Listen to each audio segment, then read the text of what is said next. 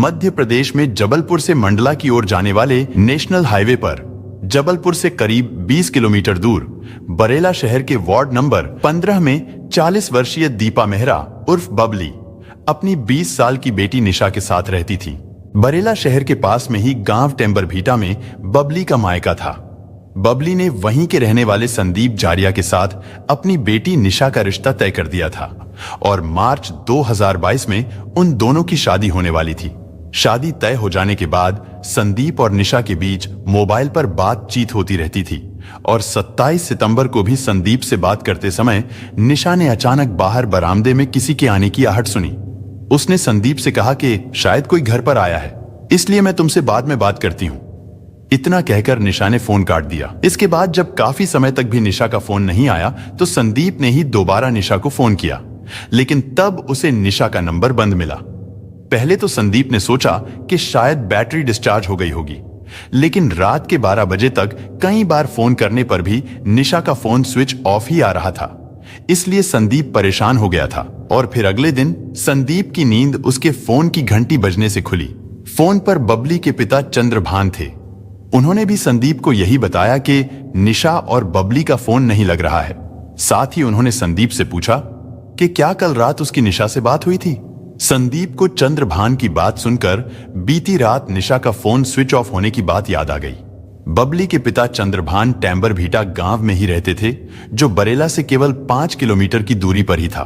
क्योंकि निशा का phone switch off आने पर वो काफी चिंतित हो गए थे, इसलिए उन्होंने अपने छोटे भाई के बेटे आशीष को बरेला चलने को कहा। इसके बाद वो दोनों बरेला पहुंच गए।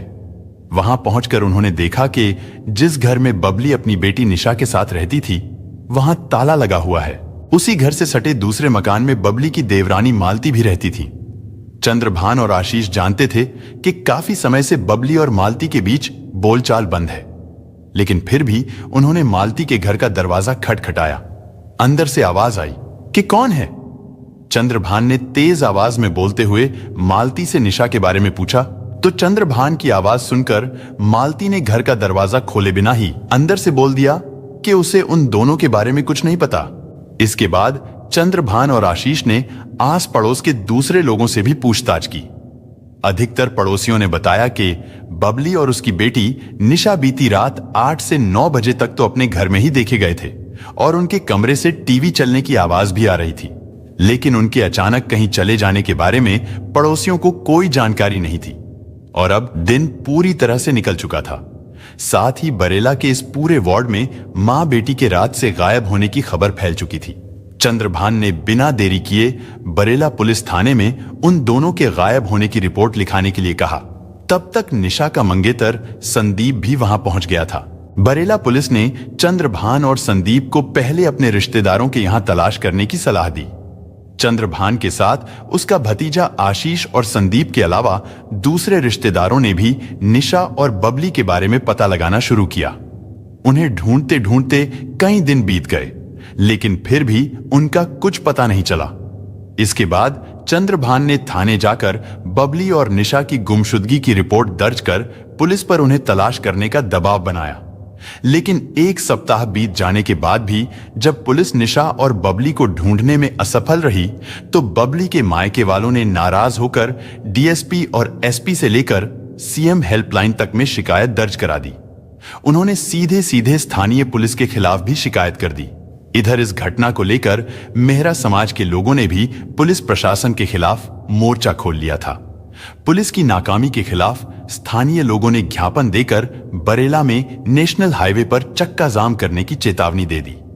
इसके बाद पुलिस के आला अधिकारी हरकत में आए, क्योंकि बरेला थाने में टीआई के ना होने की वजह से एसआई मुनेश लाल कोल के पास पुलिस थाने की जिम्मेदारी थी। इसलिए इस मामले की गंभीरता को देखते हुए जबलपुर एसपी सिद्धार्थ बहुगुणा ने बरेला पुलिस थाने की कमान एक तेज तर्रार डीएसपी अपूर्वा किलेदार को सौंप दी। अपूर्वा किलेदार ने क्राइम ब्रांच और बरेला पुलिस के साथ मिलकर इस मामले की तफ्तीश नए सिरे से शुरू की। उन्होंने जांच की शुरुआत बबली और निशा के घर से ही की। इस कार्रवाई में 2 अक्टूबर 2021 को डीएसपी ने बरेला थाना स्टाफ और फॉरेंसिक टीम के साथ निशा के घर पहुंचकर उनके कमरे का ताला खुलवाया। कमरा पूरी तरह से व्यवस्थित था, लेकिन किचन में खराब हो चुके खाने से दुर्गंध आ रही थी। फॉरेंसिक टीम ने किचन में देखा तो वहां पर पका हुआ खाना पड़ा था और ये देखकर सभी इस बात से हैरान हो गए थे कि जब उन्होंने खाना बनाया था तो आखिर वो दोनों बगैर खाना खाए अचानक कहां चली गई थी। लेकिन फिर बबली के चचेरे भाई आशीष ने पुलिस को बताया कि जिस दिन वो मालती से बबली और निशा के बारे में पूछने गए थे तो तब मालती की बेटी ने उन्हें बताया था कि रात में हमारे घर पर संजू चाचा के साथ 2 लड़के आए थे और हमारे सोने तक भी वो लोग घर पर ही थे। ये जानकारी पुलिस के लिए इस केस में बहुत महत्वपूर्ण कड़ी थी। डीएसपी ने उनसे पूछा कि ये संजू कौन है? आशीष ने कहा कि सर, इसका जवाब तो मालती ही दे सकती है। और इस तरह पुलिस की जांच की सुई बबली की देवरानी मालती की ओर घूम गई। इस बारे में सीधे मालती से पूछताछ करने के बजाय पुलिस ने पहले पड़ोस के लोगों से संजू के बारे में पता लगाया। जांच में पता चला कि उसका पूरा नाम संजू त्रिपाल है और वो दूसरी जगह का रहने वाला है, लेकिन अक्सर वो इस मोहल्ले में आता रहता था। अधिकतर लोगों ने संजू के बारे में यही बताया कि मालती और संजू के बीच अवैध संबंध हैं और वो उसी से मिलने मोहल्ले में आता है। इसके बाद पुलिस सीधे मालती के घर पर पहुंची और पुलिस ने मालती से जानकारी लेने की कोशिश की कि जब उसके और बबली के बीच इतना करीबी रिश्ता है तो फिर उनकी आपस में क्यों नहीं बनती। मालती ने बताया कि उनके विचार और व्यवहार एक दूसरे को पसंद नहीं थे, इसीलिए उनके साथ मेरी बोलचाल बंद थी। और संजू के बारे में पूछने पर मालती ने बताया कि वो उसके पति का दोस्त है।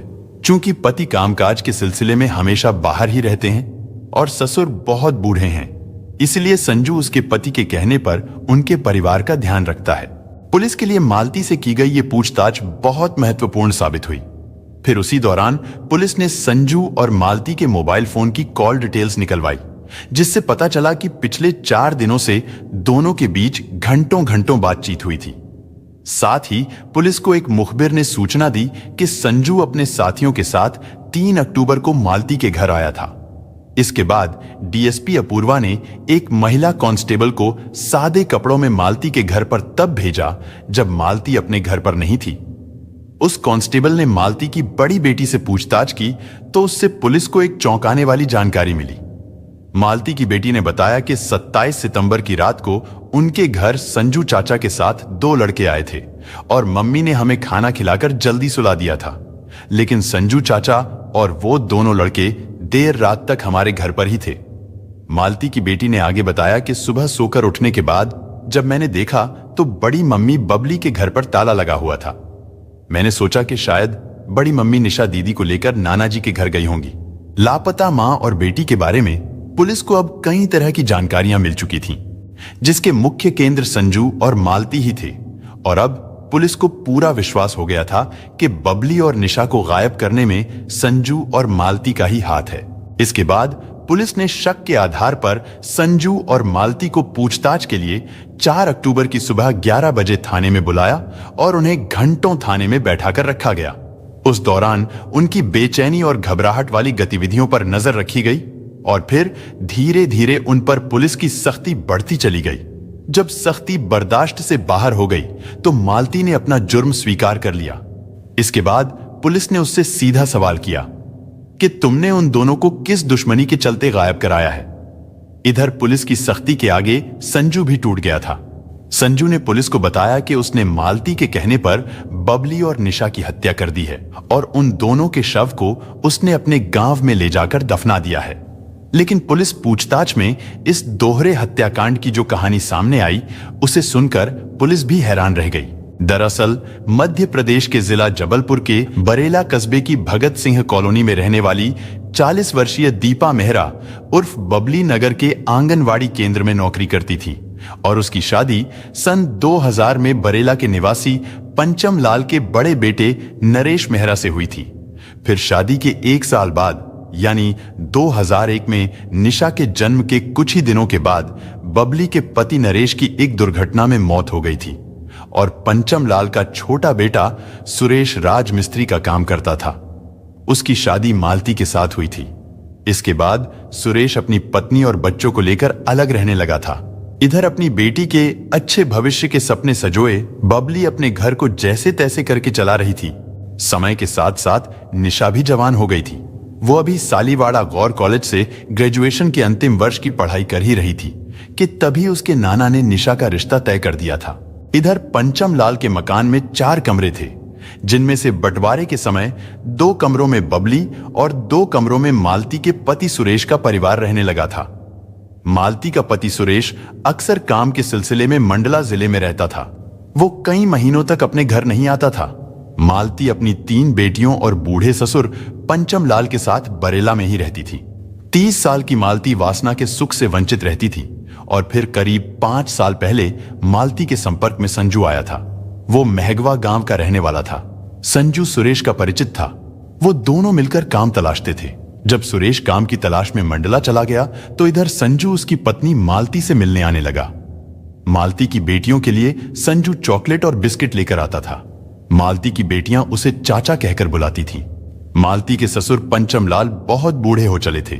उन्हें ठीक से सुनाई भी नहीं देता था और इस तरह संजू और मालती अकेले में मिलते रहे। फिर उन दोनों के बीच अवैध संबंध बन गए। उन्हें जब भी अपनी काम वासना की हसरतें पूरी करनी होती थीं, तब संजू बच्चियों को पैसे देकर कुछ खाने के लिए बाहर भेज देता था। इस घटना से करीब 4 साल पहले एक दिन दोपहर के 2 बजे का समय था।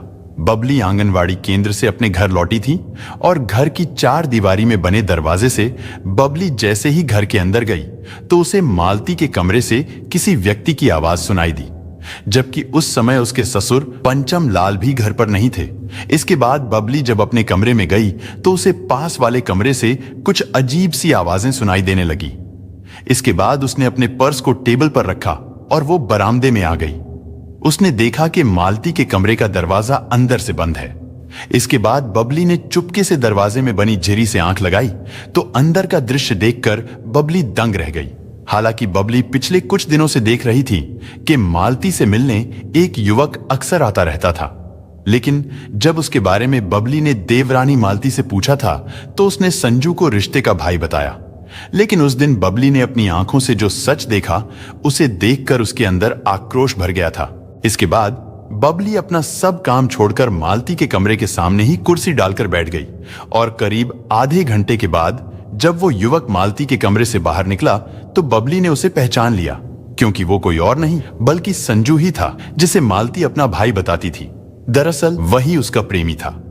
बबली को संजू के बुरे चरित्र के बारे में पहले से ही मालूम था, क्योंकि वो शराब का शौकीन और क्रिमिनल माइंड का था। संजू एक बार पहले भी अपने गांव की एक लड़की को लेकर भाग चुका था और उस लड़की का फिर कभी पता नहीं चल पाया था कि वो लड़की कहां है। खैर, 34 वर्षीय संजू शादीशुदा होने के साथ ही 2 बेटियों का बाप भी था और जब बबली ने मालती से संजू के उसके कमरे में होने की बात पूछी तो मालती ने अपनी गलती मानने के बजाय उसे ही भला बुरा कहना शुरू कर दिया। इसके बाद बबली ने संजू और मालती के नाजायज संबंधों की बात अपने ससुर पंचम लाल को भी बता दी थी, जिसकी वजह से मालती अपनी जेठानी बबली से नाराज हो गई थी और उस दिन के बाद से मालती ने बबली से बात करनी बंद कर दी थी। इसके बाद तो संजू बेखौफ मालती के घर पर आकर रंगरलियां मनाने लगा था। इधर बबली की बेटी निशा का रिश्ता संदीप के साथ तय हो चुका था और बबली को यह चिंता खाए जा रही थी कि कहीं मालती की इस करतूत का असर उसकी बेटी की शादी पर ना पड़े, क्योंकि इसमें परिवार की बदनामी का भी डर था। इधर मालती शक्की स्वभाव की थी और उसे लगता था कि उसकी भतीजी निशा उस पर नजर रखती है। वही संजू के आने जाने की हर खबर अपनी मां बबली को बताती है और मां उसकी शिकायत ससुर से करती है। इस शक के चलते वो अंदर ही अंदर डरने लगी थी कि कहीं उसके और संजू के अवैध संबंधों की बात उसके पति सुरेश तक ना पहुंच जाए। उधर संजू के मन में भी कुछ इसी तरह के विचार आ रहे थे। फिर एक दिन मालती ने संजू से कहा कि अब उनके संबंधों में बबली और उसकी बेटी बाधा बन गई है, इसलिए उन्हें अब रास्ते से हटाना ही होगा। इसके बाद उन दोनों ने मिलकर एक खूनी प्लान बनाया। संजू ने प्लान के मुताबिक इस काम को अंजाम देने के लिए अपने 2 दोस्तों राजा कोल और देवा कौल को शामिल कर लिया था और बदले में उन्हें काम पूरा होने पर 50,000 रुपए देने का वादा किया था। संजू ने उन्हें कुछ पैसे एडवांस भी दिए थे। इसके बाद 27 सितंबर 2021 को रात के समय राजा और देवा के साथ संजू मालती के घर पहुंच गया। इसके बाद प्लान के अनुसार मालती ने अपने ससुर पंचम लाल के खाने में नींद की गोलियां मिला दी थीं, जिससे पंचम लाल गहरी नींद में सो गए थे। इसके बाद मालती ने तीनों बेटियों को भी जल्दी से खाना खिलाकर सोने के लिए दूसरे कमरे में भेज दिया। उसके बाद वो तीनों बबली के आंगन में घात लगाकर बैठ गए और फिर रात के करीब 10 बजे जैसे ही बबली शौचालय की ओर जाने लगी, तभी उन तीनों ने उसे पीछे से पकड़ लिया। उधर इन सब बातों से बेखबर मासूम निशा अपने कमरे में अपने होने वाले पति संदीप से फोन पर बात कर रही थी, लेकिन बाहर कुछ आहट सुनकर निशा भी उस तरफ जाने लगी, लेकिन तब तक वो तीनों उसके कमरे में घुस चुके थे। इसके बाद उन्होंने निशा को भी दबोच लिया और निशा की भी उन्होंने गला घोंटकर हत्या कर दी। मां बेटी की हत्या करने के बाद उन्होंने उनकी लाशों को चादर में लपेटा और रात में ही मोटरसाइकिल से उन दोनों की लाश को नहर के किनारे ले जाकर झाड़ियों में फेंक दिया। इसके बाद अगले दिन तीनों ने उनकी लाशों पर नमक डालकर एक गड्ढे में दफना दिया था और ये काम महगवा नहर के किनारे एक सुनसान इलाके में किया गया था, जो कि मुख्य रोड से लगभग 800 मीटर अंदर है। इसके बाद एसडीएम प्रमोद सेन गुप्ता और तहसीलदार की उपस्थिति में पुलिस ने मजदूरों की मदद से जब जमीन की खुदाई कराई तो लगभग 5 फीट के गहरे गड्ढे में उन्हें 2 लाशें मिली। वो दोनों लाशें ऊपर नीचे रखी हुई थीं। साथ ही उनके ऊपर काफी मात्रा में नमक भी डाला गया था। निशा का शव ऊपर था और उसके नीचे उसकी मां बबली की लाश थी। घटना स्थल पर मिले शवों की पहचान होने के बाद परिजनों और रिश्तेदारों के बयान दर्ज किए गए और फिर शवों का पोस्टमार्टम कराने के बाद उनका अंतिम संस्कार कर दिया गया। इस हत्याकांड में राजा और देवा की तलाश की गई और उन्हें भी जल्द ही अरेस्ट कर लिया गया। हत्या के आरोपियों को गिरफ्तार करने और मां बेटी की हत्या का पर्दाफाश करने में महत्वपूर्ण भूमिका निभाने वाले पुलिसकर्मियों की एसपी सिद्धार्थ बहुगुणा ने सराहना की। इसके बाद पुलिस ने आरोपी संजू त्रिपाल, उसकी प्रेमिका मालती मेहरा, उसके दोस्त राजा कौल और देवा ठाकुर को धारा 302, 201, इसके अलावा और भी कई अन्य धाराओं में मुकदमा दर्ज करके जबलपुर कोर्ट में पेश किया गया, जहां से उन सभी को सेंट्रल जेल भेज दिया गया। दोस्तों, इस घटना को सुनाने का उद्देश्य किसी का दिल दुखाना नहीं है, किसी को परेशान करना नहीं, बल्कि आपको जागरूक करना है, आपको सचेत करना है। दोस्तों, इस पूरी घटना के बारे में आपकी क्या राय है, कमेंट बॉक्स में जरूर बताएं। और अगर हमारी मेहनत पसंद आई हो तो इस वीडियो को लाइक करते हुए शेयर भी करें। अगर आपने अब तक चैनल को सब्सक्राइब नहीं किया है तो हमारे चैनल को सब्सक्राइब कर लीजिए। धन्यवाद।